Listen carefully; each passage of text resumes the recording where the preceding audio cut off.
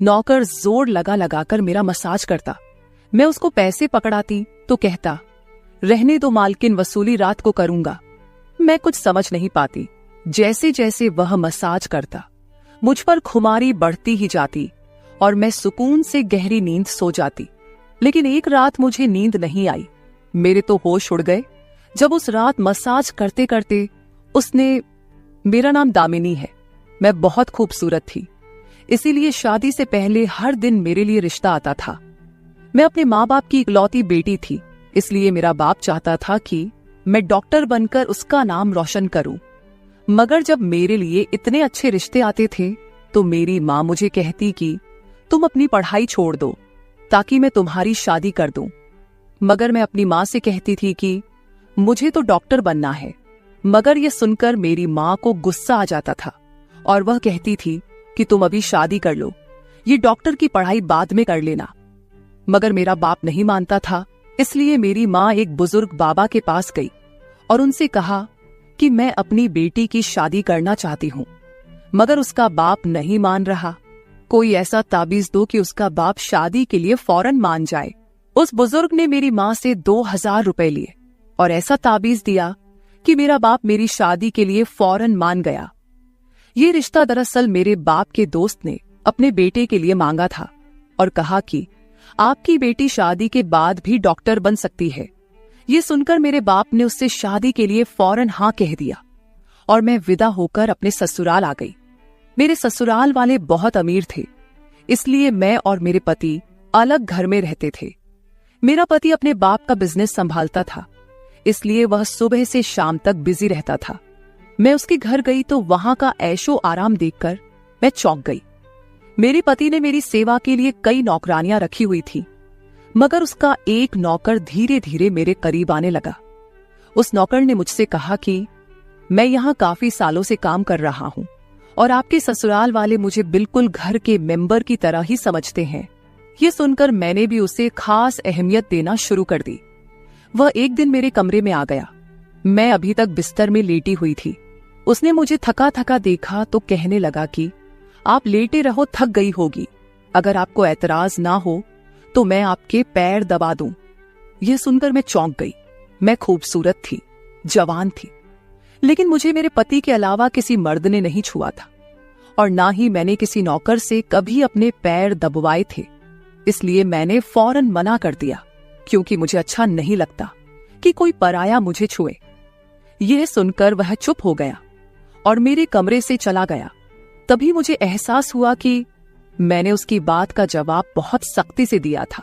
शायद वह पहले भी मेरे ससुराल में ऐसे काम करता होगा, मगर मैंने साफ इनकार करके उसका दिल तोड़ दिया था। दरअसल मैं बहुत नरम दिल थी, इसलिए मुझे बाद में अफसोस होने लगा। मैं उसके बारे में सोचने लगी कि यह नौकर तो काफी जवान और खूबसूरत है, मुझे इससे पैर नहीं दबवाना चाहिए था। शायद मेरे पति को यह बात अच्छी ना लगे। अगले दिन भी ऐसा हुआ। नौकर ने यही बात मुझे दोबारा कहा। मैं उस दिन बहुत थकी हुई थी, इसलिए मैंने अपने पैर बिस्तर से नीचे कर लिए और उससे कहा कि तुम मेरे पैर दबा दो। यह सुनकर वह खुश हो गया और उसने मेरे पैर दबाने शुरू कर दिए। वह इतने धीरे धीरे पैर दबा रहा था कि मुझे फिर से नींद आने लगी। ये देखकर वह नौकर कहने लगा, मालकिन, आपको नींद आ रही है, आप बिस्तर पर लेट जाओ, मैं आपके पैर दबाता रहूंगा। मैं जैसे मदहोशी में थी, इसलिए फौरन बिस्तर पर लेट गई। वह नौकर बिस्तर पर आ गया और मेरे पैर दबाने लगा। उसके बाद मुझे होश नहीं रहा और मैं सो गई। मुझे नहीं पता था कि मैं कितने घंटे सोती रही। मेरी आंख खुली तो मैंने देखा कि वह नौकर अभी तक मेरे पैर दबा रहा था। ये देखकर मुझे उस पर तरस आ गया और मैंने हाथ बढ़ाकर अपना पर्स खोली और कुछ नोट निकाले और उस नौकर के हाथ में रख दिए। ये देखकर वह शर्माने लगा। मालकिन, आप मुझे पैसे देकर शर्मिंदा कर रही है। मेरी सैलरी अच्छी है, मुझे इन पैसों की जरूरत नहीं है। ये सुनकर मैंने उससे कहा कि यह पैसे तुम्हारी मेहनत के हैं। ये सुनकर उस नौकर ने मुझसे वह पैसे लिए और मेरे कमरे से निकल गया। मेरा पति रात को देर से आता था, इसलिए मैंने शाम को फिर उस नौकर को अपने कमरे में बुलाया और उससे कहा कि तुम्हारी मालिश से मुझे बहुत अच्छी नींद आती है, इसलिए जब तक मेरा पति घर नहीं आ जाता तब तक तुम मेरे कमरे में ही रहना। शायद नौकर को पैसे का लालच आ गया था, इसलिए वह मेरी बात सुनकर खुश हो गया और कहने लगा, मैं तो आपका मामूली सा नौकर हूं, जैसा आप कहोगे मैं वैसा ही करूंगा। आपके पैर दबाता रहूंगा ताकि आपकी थकान उतर जाए और आपको सुकून मिले। ये सुनकर मैंने उससे कहा कि तुम्हारे हाथों में जादू है, इसलिए तो मेरी सारी थकावट उतर जाती है। एक दिन नौकर ने मुझसे कहा कि आपकी सास भी कभी कभी मुझसे मसाज करवा लेती थी। ये सुनकर मैं चौंक गई। मुझे मेरी सास ऐसी नहीं लगती थी, मगर वह नौकर झूठ बोलने वाला नहीं लगता था। मुझे ससुराल आए 1 महीना होने वाला था, इसलिए मैंने नौकरों को परख लिया था। वह मुझे हर बात सच ही कहता था। मेरे घर में नौकरानियां भी काम करती थी, मगर वह झूठी और बेईमान थी। वह मुझसे जो बात सुन लेती थी उसे पूरे मोहल्ले में मशहूर कर देती थी, इसलिए मैं उन्हें अपने कमरे में नहीं आने देती। ये नौकर इस घर का पुराना नौकर था, इसलिए मैं उस पर भरोसा करती थी। नौकर भी मेरे कमरे में आता था, मगर अपनी नजरें झुकाकर रखता था। वह मेरे जिस्म को हाथ लगाता, मगर उसकी नीयत खराब न थी। ऐसा हर रात होता था। एक दिन मैंने अपने पति से कहा कि जब से हमारी शादी हुई है हम कहीं घूमने फिरने नहीं गए। ये सुनकर मेरे पति ने कहा कि जब से हमारी शादी हुई है तुम भी तो हर वक्त नींद में रहती हो। मैं रात को घर आता हूं तो तुम गहरी नींद में होती हो। दिन को मेरे पास वक्त नहीं होता और रात को मेरे घर आने से पहले तुम सो जाती हो। ये सुनकर मैं अपने दिल में सोचने लगी कि यह सब नौकर की मालिश की वजह से हो रहा था। मेरे पति की शिकायत सही थी। मुझे रोज रात को अपने पति के लिए जागना चाहिए था। उस दिन मैंने फैसला किया कि आज रात जब नौकर मुझे मालिश के लिए कहेगा तो मैं इनकार करूंगी, ताकि मुझे नींद ना आए और मैं अपने पति के आने तक जागती रहूं। शाम हुई तो मैंने नहाकर खुद को खूब तैयार किया और दुल्हन बनकर बिस्तर पर बैठ गई। नौकर मेरे कमरे में आया तो उसने मुझे मालिश के लिए पूछा, मगर मैंने साफ इनकार कर दिया। मेरी बात सुनकर वह कुछ उदास हो गया और वापस चला गया। कुछ देर बाद नौकर मेरे कमरे में आया तो उसके हाथ में दूध का गिलास था। मैंने खाना नहीं खाया था, इसलिए फौरन दूध पी ली और अपने पति का इंतजार करने लगी, मगर मुझे नींद आ गई और मैं सो गई। सुबह में जागी तो नौकर फौरन मेरे कमरे में आया और कहने लगा, मालकिन आपके लिए नाश्ता लेकर आऊं। ये सुनकर मैंने अपने पति के बिस्तर की तरफ देखा, वह खाली था। ये देखकर नौकर कहने लगा, मालिक को जरूरी काम था, वह नाश्ता करके चले गए। ये सुनकर मेरा मूड खराब हो गया। मैं रात भर उसका इंतजार करती रही, मगर वह सुबह होते ही ऑफिस चला गया। मैंने नौकर से कहा कि मेरे लिए चाय ले आओ। नौकर कमरे से बाहर निकल गया। तभी मैंने अपने जिस्म की तरफ देखा तो चौंक गई। रात को मैंने दुल्हन का कपड़ा पहना हुआ था, मगर अब मेरे जिस्म पर कोई और कपड़े थे। मगर मैंने अभी जेवरात पहने हुए थे। मेरा सर भारी होने लगा। मुझे यह सोचकर चक्कर आने लगे कि रात को मेरे साथ क्या हुआ था और मेरे कमरे में कौन था और उसने मेरे साथ क्या किया था। मगर मुझे कुछ याद ना आया। मेरा दिल घबराने लगा और मैंने अपना सर पकड़ लिया। मेरा पूरा जिस्म दर्द कर रहा था, इसलिए नौकर चाय लेकर आया तो मैंने उससे कहा कि मेरा जिस्म दबा दो। यह सुनकर वह बिस्तर पर आ गया और मुझे दबाने लगा। उस दिन मैं देर तक बिस्तर पर पड़ी रही। उस दिन मेरे पति अचानक घर आ गए। मैंने उसे देखा तो उस पर बरस पड़ी। मैं रात को तुम्हारे लिए दुल्हन बनकर जागती रही, मगर तुम नहीं आए। ये सुनकर मेरे पति कहने लगे, मैं रात को कमरे में आया तो तुम गहरी नींद में थी, इसलिए मैंने तुम्हें नहीं जगाया। ये सुनकर मैं चौंक गई, मगर मेरे कपड़े किसने बदली किए और नींद पूरी होने के बावजूद मेरा जिस्म क्यों दर्द कर रहा है। मैं उलझ गई थी। मेरे पति कहने लगे, अच्छा ठीक है, मूड खराब करने की जरूरत नहीं है। मुझे आज रात एक काम के सिलसिले में बाहर जाना है, इसलिए देर हो जाएगी, मगर अभी मेरे पास 3-4 घंटा फ्री है। अगर तुम कहो तो हम अभी कहीं बाहर जा सकते हैं। ये सुनकर मेरा मूड खुद ब खुद ठीक हो गया और मैं सारी रात वाली बातों को भूलकर खुश हो गई। शादी के बाद यह पहला मौका था कि मैं अपने पति के साथ कहीं बाहर जा रही थी। मैं जल्दी जल्दी तैयार होने लगी, जबकि मेरा पति गाड़ी में बैठकर मेरा इंतजार करने लगा। उस वक्त नौकर मेरे कमरे में आ गया और मुझसे पूछा, मालकिन, आप कहीं जा रही हैं क्या? ये सुनकर मैंने उससे कहा कि हाँ, मगर तुम क्यों पूछ रहे हो? ये सुनकर नौकर कहने लगा, मैं आपका नौकर हूं, मगर आपको यही सलाह दूंगा कि आप बाहर नहीं जाओ, क्योंकि आपका जिस्म थक जाएगा। ये सुनकर मुझे गुस्सा आ गया और मैंने उससे कहा कि तुम मेरे नौकर हो, मेरे पति बनने की कोशिश मत करो। ये कहकर मैं बाहर चली गई। न जाने मुझे किस बात पर गुस्सा आ गया था। मैंने उस नौकर को खूब खरी खरी सुना दी। वह भी अपनी औकात जान गया था। तभी तो मैं जब घर आई तो वह मेरे सामने नहीं आया। मेरे पति मुझे गेट पर उतारकर वापस बाहर जा चुके थे। जबकि मैं अंदर आई तो मेरा सारा जिस्म बुरी तरह दुख रहा था। शायद मेरे जिस्म को मालिश की आदत हो गई थी। तभी तो रात होते ही वह मालिश के लिए तड़पने लगता था। लेकिन मैंने उस नौकर को नाराज कर दिया था, इसलिए आज वह मेरी मालिश करने नहीं आया। मगर मुझे उसकी जरूरत थी, इसलिए मैंने एक नौकरानी को बुलाया और उस नौकर को बुलाने को कहा। थोड़ी देर गुजरी थी कि वह नौकर मेरे कमरे में आ गया, मेरे बिस्तर पर बैठ गया और चुपचाप मेरे पैरों को दबाने लगा। यह देखकर मुझे शर्मिंदगी हुई। मैंने उसे इतना बुरा भला कहा, मगर उसने मेरी बात को बिल्कुल बुरा नहीं माना। मैंने उसे चुप देखा तो कहने लगी, मुझे उस वक्त पता नहीं क्या हो गया था, इसलिए मैंने तुम्हें खरी खरी सुनाई। मैं इतने दिनों के बाद अपने पति के साथ कहीं बाहर जा रही थी, इसलिए मुझे तुम्हारा टोकना अच्छा नहीं लगा, इसलिए मुझे माफ कर दो। मैं उसकी मालकिन थी और उसे इस काम के पैसे देती थी, मगर अब भी मुझ में इंसानियत जिंदा थी, इसलिए मैंने मालिक होकर भी नौकर से माफी मांग ली। क्योंकि वह भले ही नौकर था, मगर वह एक इंसान भी तो था। मेरी बात सुनकर वह नौकर कहने लगा, मैं आपका नौकर हूं, इस काम के लिए मैं आपसे सैलरी लेता हूं, इसलिए आपको हक है, आप जो चाहे मुझे कह दे। ये सुनकर मैं चुप हो गई, मगर मैंने सोच लिया था कि आइंदा इससे ऐसा कुछ नहीं कहूंगी। वह उस रात देर तक मेरी मालिश करता रहा और फिर मुझे नींद आ गई। मुझे नहीं पता था कि नौकर मेरे कमरे से कब निकला और कब मेरे पति घर पर आए। मैं सुबह उठी तो मेरा पति बाथरूम में था और बाहर जाने के लिए तैयार हो रहा था।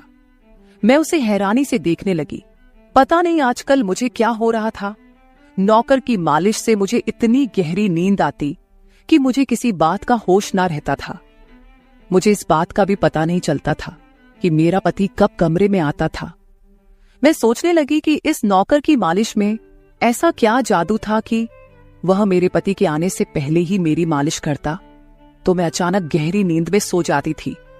सुबह जब मैं उठती तो मेरा सर भारी महसूस होता और मैं चलने फिरने के काबिल नहीं रहती।